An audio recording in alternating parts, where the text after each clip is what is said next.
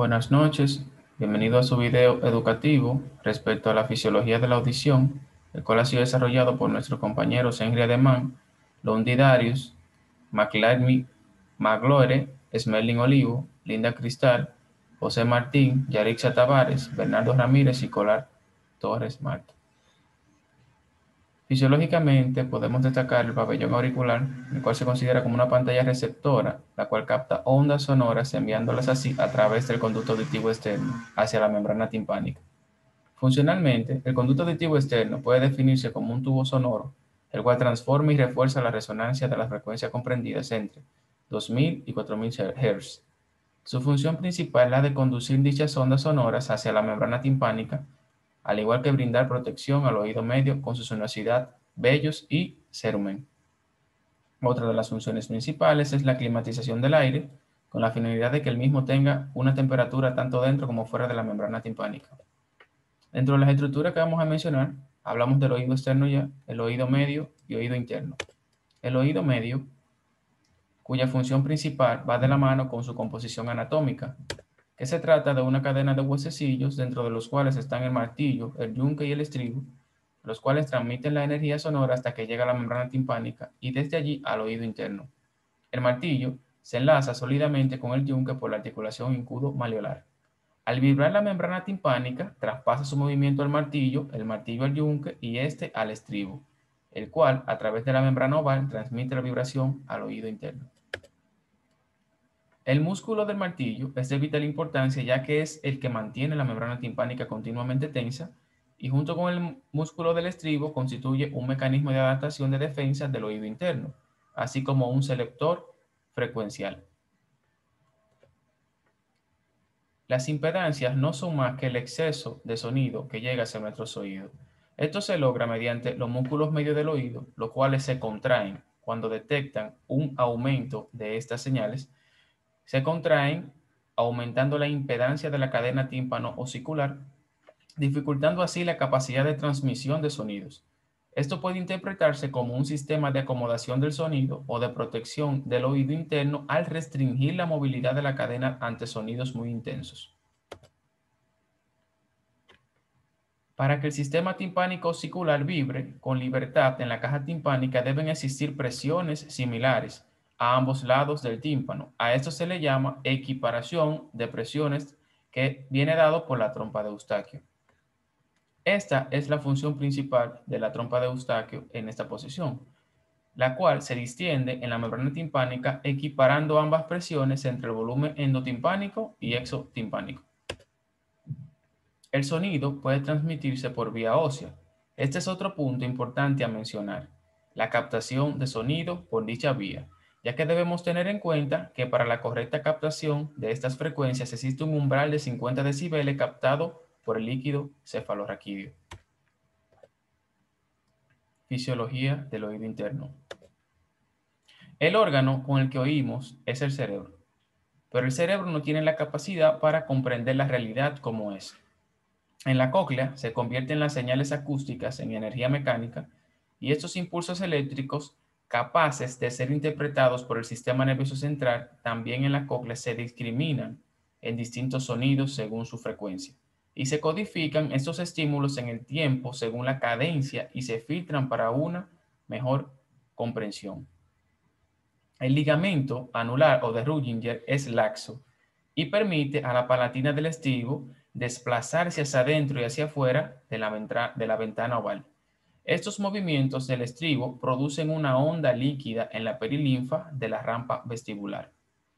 La onda líquida producida por ese estribo se desplaza a lo largo del conjunto o rampa vestíbulo-conducto coclear y se pone en vibración la membrana basilar. Esta adquiere un movimiento ondulatorio que es sincrónico con la frecuencia del estímulo sonoro. La ondulación de la membrana basilar viaja desde la ventana oval hacia el helicotrema. Así, cualquier estímulo sonoro ocasiona un movimiento ondulatorio de la membrana basilar. El punto de máximo desplazamiento de la onda, la amplitud máxima, se localiza en distintos lugares de la cóclea, dependiendo de la frecuencia del sonido que la ha creado. En los sonidos agudos de alta frecuencia, este movimiento ondulatorio se agota enseguida, ocurriendo el máximo desplazamiento en un punto próximo a la ventana oval. En los sonidos graves de baja frecuencia, la onda viaja más y su amplitud máxima se sitúa en un punto próximo al ápice, cerca del helicotrema. Las características de la onda viajera están notablemente influenciadas por una serie de peculiaridades físicas, que son la longitud, el grosor, la masa y la rigidez. El desplazamiento de la misma se debe a una entrada de estas en una serie de ondas de desplazamientos micromecánicas internas en el oído debido a una excitación, consecuencia de dichas ondas desplazadas en los cilios. Esto provoca en los mismos movimientos de cizallamiento entre la capa tectoria y la capa basilar.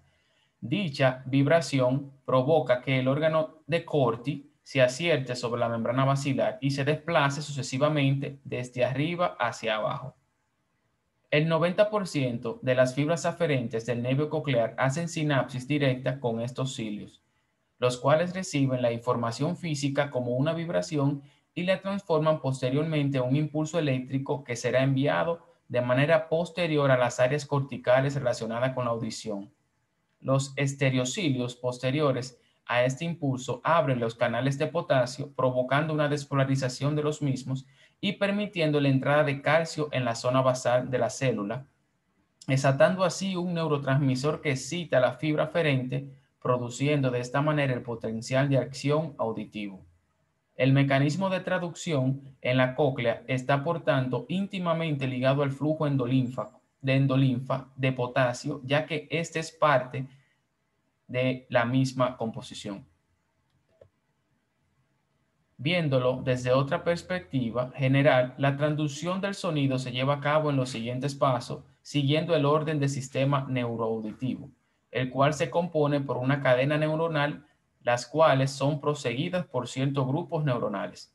En primer orden tenemos la primera neurona que se asienta en el ganglio espiral de Cortion, el cual obedece un grupo neuronal tipo 1 en el ganglio espiral de la cóclea. Prosigue así la segunda neurona, colocadas en los núcleos bulbo-protuberanciales, denominados cocleares ventral y dorsal, que están conectados entre el puente y la médula para prolongarse hacia el cuarto ventrículo. Por último, tenemos la vía auditiva indirecta que se encuentra localizada en el núcleo geniculado medial del tálamo, que se compone por los grupos neuronales olivares superiores a través de los núcleos del cuerpo trapezoide, dirigiéndose al labio inferior de la cisura horizontal de Sylvius, lugar donde ocupan los centros analizadores corticales de las áreas 21, 22, 41 y 42 de Brodmann. Dentro de las vías tenemos vías aferentes o ascendentes y vías eferentes o descendentes. Las vías eferentes son las que tienen las características más desconocidas, ya que poseen una capacidad de biofeedback. Esta retroalimentación positiva negativa posibilita, por ejemplo, la discriminación frecuencial de la cóclea, ya que la acetilcolina, como neurotransmisor de la vía auditiva eferente, modifica su capacidad contráctil. La vía auditiva eferente nace en la corteza auditiva y posee tres ramos neurales: el haz corticotalámico, haz tálamo olivar, haz olivococlear, y esta última porción de la vía eferente se denomina haz olivococlear de Rasmussen. Dentro de los centros analizadores corticales del sonido, el análisis final de los estímulos sonoros va a tener lugar en determinadas zonas de la corteza del lóbulo temporal, mencionadas ya 41, 42, 22 de la topografía de Brodmann. El área 41 de Brodmann es el centro auditivo primario o corteza auditiva primaria. Está casi oculta en la cisura de Sylvius, ocupando la parte lóbulo temporal denominada gyrus temporal transverso de Hertz, que forma la variante anterior de la cisura de Sylvius. El estímulo sonoro se proyecta sobre el área 41 con organización tonotópica, situándose en el humano los agudos en la parte más externa y los graves en la parte más interna. El área 41 y 22 de Brodmann constituyen la corteza auditiva secundaria o de asociación. El área 42 rodea al área 41 y recibe fibras directamente del núcleo geniculado medial del tálamo. El área 22 está localizada en los 2/3 posteriores de la primera circunvolución temporal y es el centro de la genosia auditiva o área de Wernicke, donde se produce el reconocimiento de lo que se oye lotando a los sonidos de un contenido semántico.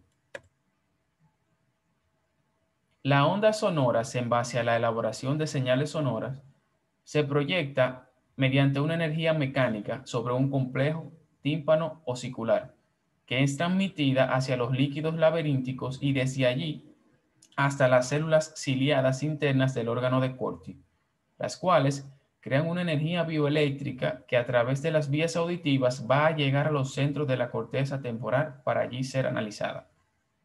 Cuando la sensación sonora no tiene interés significativo o es marcadamente repetitiva, se produce una inhibición auditiva central y esta disminución de la atención es un estímulo sonoro constituyente al fenómeno que recibe el nombre de habituación.